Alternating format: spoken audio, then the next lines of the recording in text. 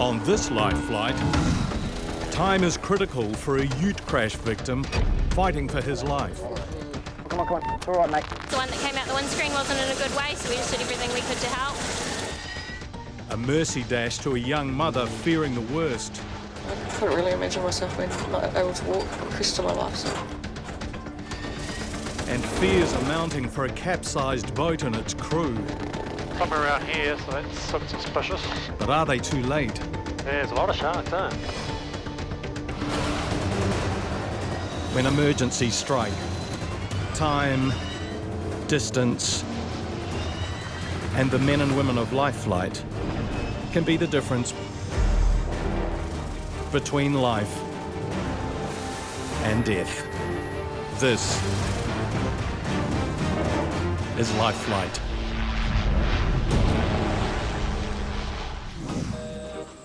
The Life Flight team are responding to a 111 call from a member of the public. Intensive care paramedic David Huntley is moments away from takeoff. So we're just getting ready to left head to Narwee for a motor vehicle accident. Sounds like somebody may have been ejected from the motor vehicle, so we're getting airborne now. Seat's good. Lifting off direct to the east, 1,500 below, capture 1. The mission is time critical. Pilot Harry Stevenson and crewman Dave Greenberg plot a direct course southeast of Wellington. We are responding and fly following when you're ready.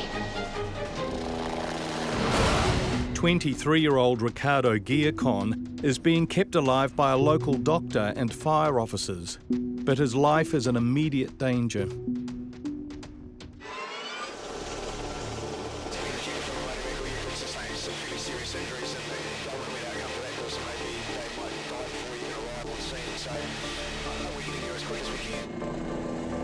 Looks like it up ahead there. Yep. Right, we'll land on the road where that fire is. Roger that. Yep, anywhere in here is good. Every second counts as the Westpac rescue chopper touches down. David takes in the crash scene and identifies the injured ute occupants.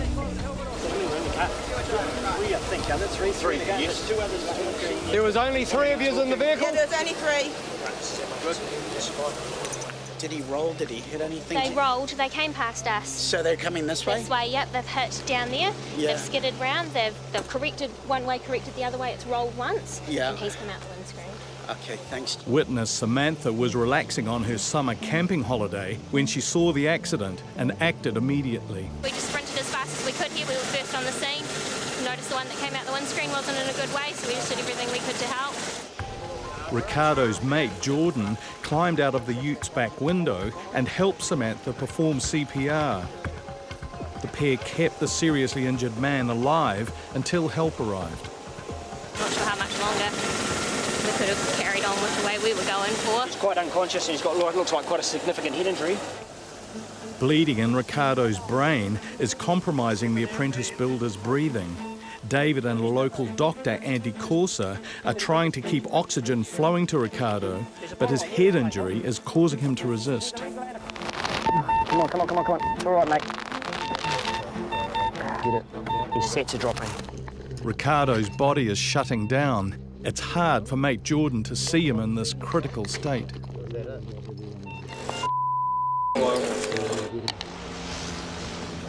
Meanwhile, the life flight plane is going to the aid of another car crash victim who is at risk of being permanently paralysed. 30-year-old Casey Hughes lost control of her car at high speed. She crashed into a bank and is at risk of not walking again. The woman's vertebra has been crushed, endangering her spinal cord, and the mission presents challenges for flight nurse Catherine McNamara. Your spinal cord sends the messages to your legs, and if you block that, you can't move your legs, falls paralysis. The team land at Palmerston North Airport and make quick time to the hospital. Small bump. And the back wheel's going over the same bump. Catherine and crewman Phil Harris have enclosed mother of 3 Casey in a full-body vacuum mattress to keep her spine rigid. Casey held on for dear life as her car rolled several times, but when it came to rest, her life had changed forever. I realised I had no feeling in my legs. And I've seen that window screen smash, so I've tried to smash that so I could get out because the car was starting to smoke. I just dragged myself out. Somehow I dragged myself out. No feeling in my legs and got away from the car 5 metres away. So I was just trying to crawl. Yeah, it was pretty scary. CT scans have revealed shocking damage to a vertebra in her spine. It's like burst.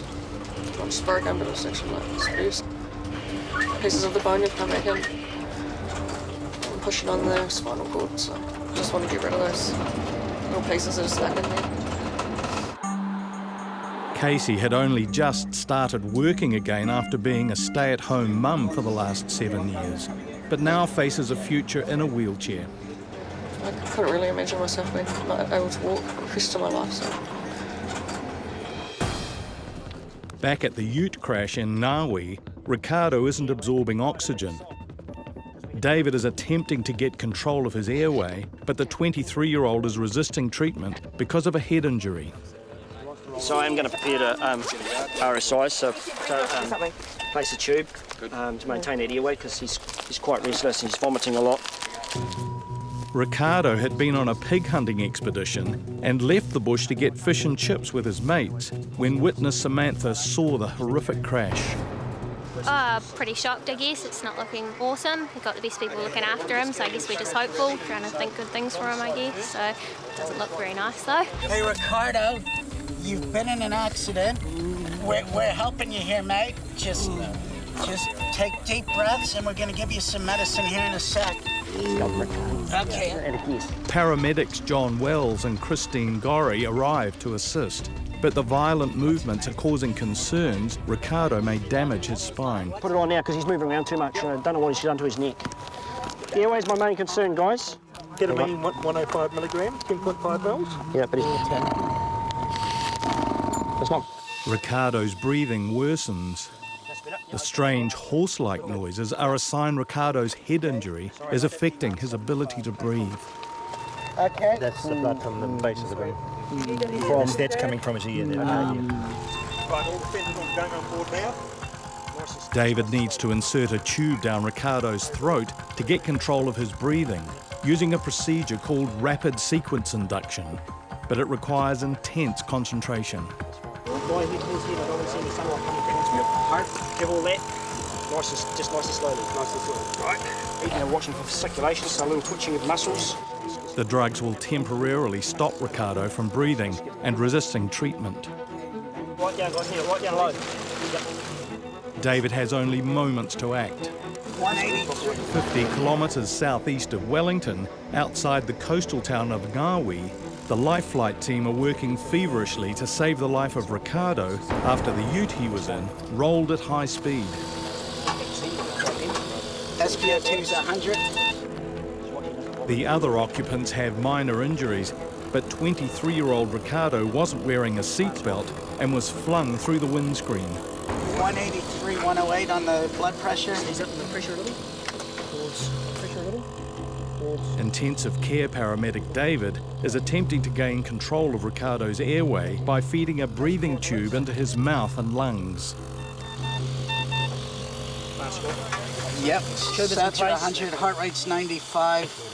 Well done, Dave. 186, 109. Life Flight helped save Ricardo's life when they airlifted him to hospital as a baby after he swallowed a bottle of pills. Now his life is in even more danger. So we've sedated, paralysed him and now intubated him, so we've done an RSI procedure, secured his airway due to a lot of vomiting and blood. Right, 1, 2, 3, left. What's that section unit? There's nothing more the team can do for Ricardo on scene. They have to get going as quickly as possible. Yeah, okay, we're locked.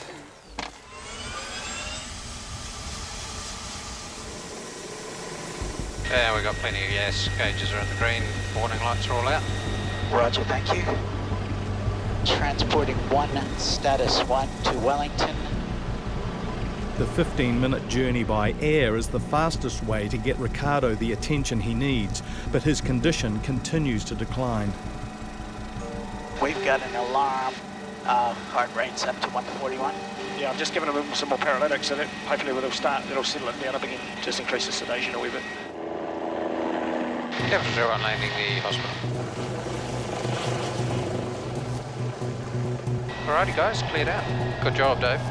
The life flight team have brought Ricardo safely to hospital, but urgent action is required to relieve the pressure on his brain and try and save his life. The fixed wing crew have arrived at Palmerston North Airport with Casey, who needs specialist surgery after the mother of three shattered a vertebra in a high-speed car crash. Very lucky to survive it. Bone splinters are pressing on her vulnerable spinal cord, and excessive movement could cause irreparable damage. But the weather's closing in, and Catherine is concerned turbulence could affect the flight. I'm just going to be sitting here, so just wave at me, okay? Good morning, it's Phil here from Lifeflight. We're just departing Palmerston North to come to Christchurch with Casey Hughes. Pilots Dion McMillan and Richard Fraser are doing everything they can to minimise the turbulence. Pulse rate. Gear up. It's a little bit rough today. The team's ultimate insurance is a vacuum mattress, a special membrane filled with tiny polystyrene balls that form a hard shell around Casey's body when the air is removed. People get the idea of a beanbag just being one that you laze in and sit in the living room and watch television.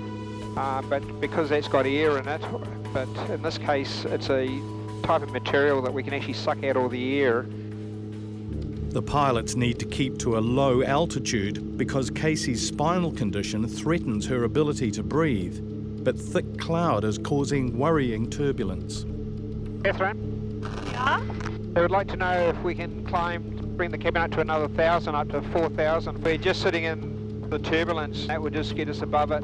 Yeah, we can move her up and I'll just put on a little bit of oxygen. Yeah, the saturation's down a little bit.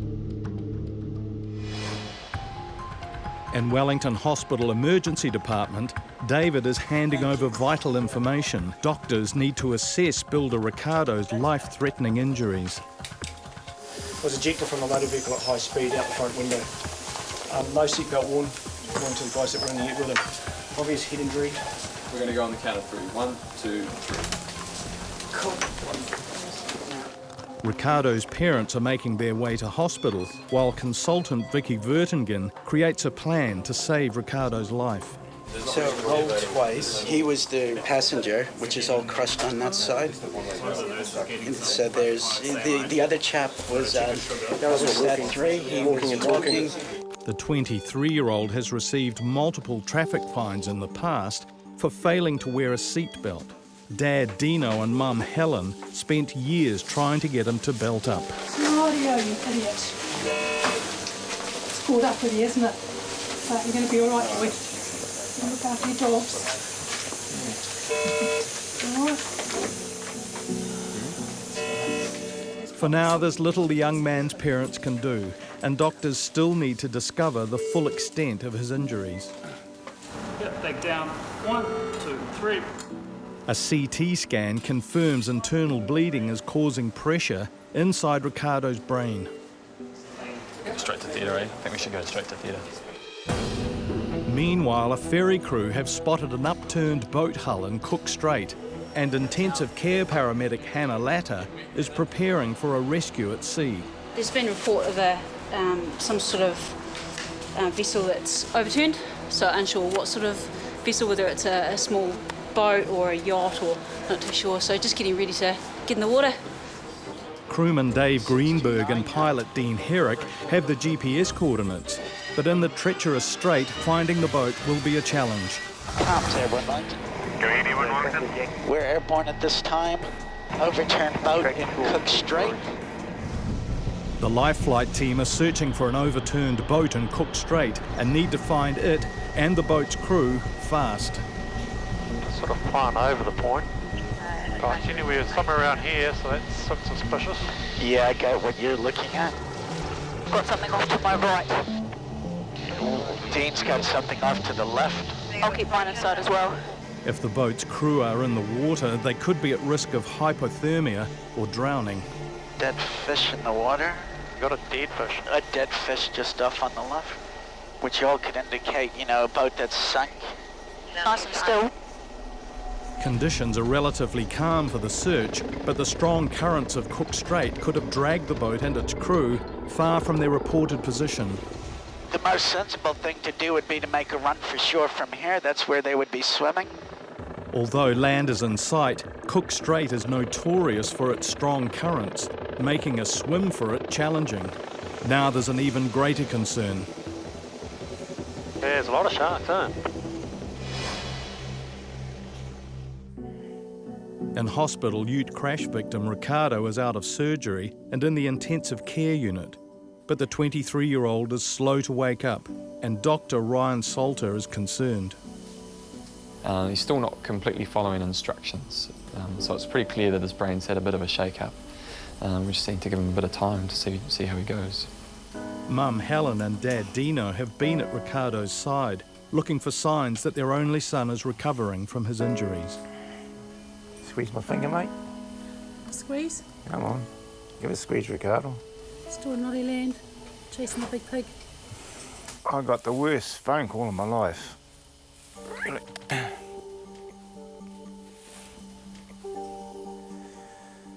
Oh, he's just sick to the stomach. Really? Yeah, but this is what happens when you don't wear a seatbelt, isn't it? Ricardo is a mile-a-minute outdoors man whose life is filled with big risks, but this one might come back to haunt the family. Oh, look at the poor bugger. Then what it takes 2 seconds. Put it on.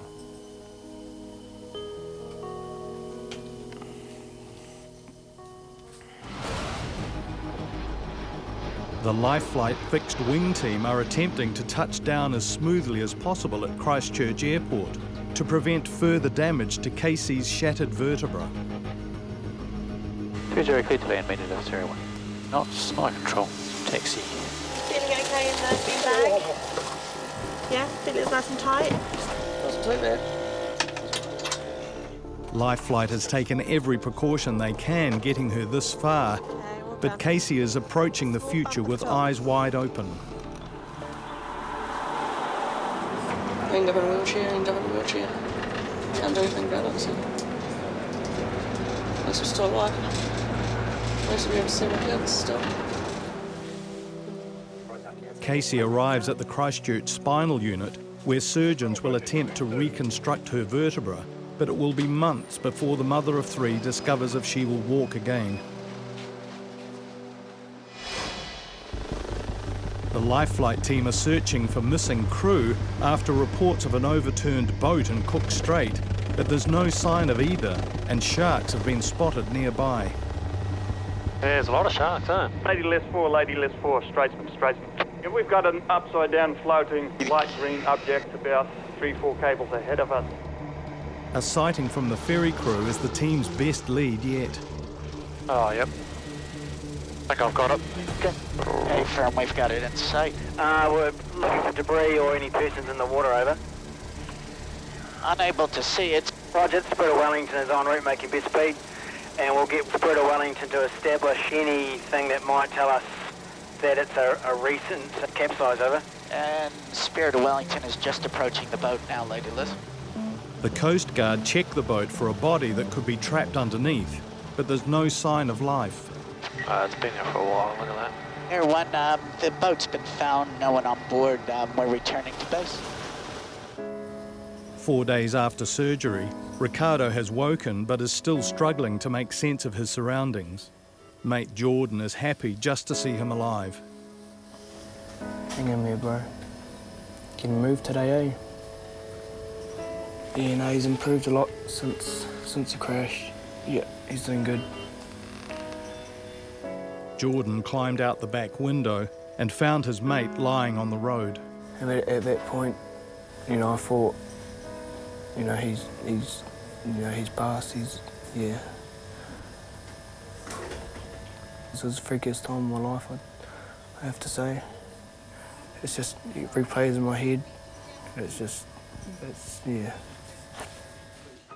Ricardo continues to improve and is transferred to a ward 2 weeks later. He is awake, but his brain injury is significant. Hey, G. The family are doing their best to cope, and for younger sister Gabriella, the changes are dramatic. I heard a car crash. Eh? You had a car crash. He doesn't really know where he is, what he's doing. He thinks he's off hunting. It's hard when he asks, you know, can we go home? Definitely miss him. Yeah. 3 months later, Ricardo is finally home, and the experience has made him all too aware of how close he came to dying after not wearing a seatbelt. Yeah, I'll definitely be more careful with stuff I do now because of what happened. It can happen so quickly.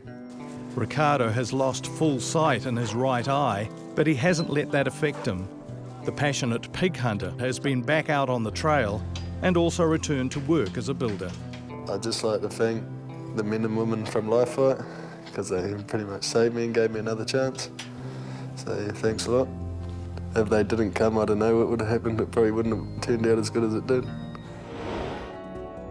Casey had surgery to clean out shards of bone and insert 2 rods to stabilise the vertebra. Months later, she is moving around on crutches, and there's hope she will make a full recovery. The overturned boat was taken to shore, and no missing person reports were linked to its disappearance.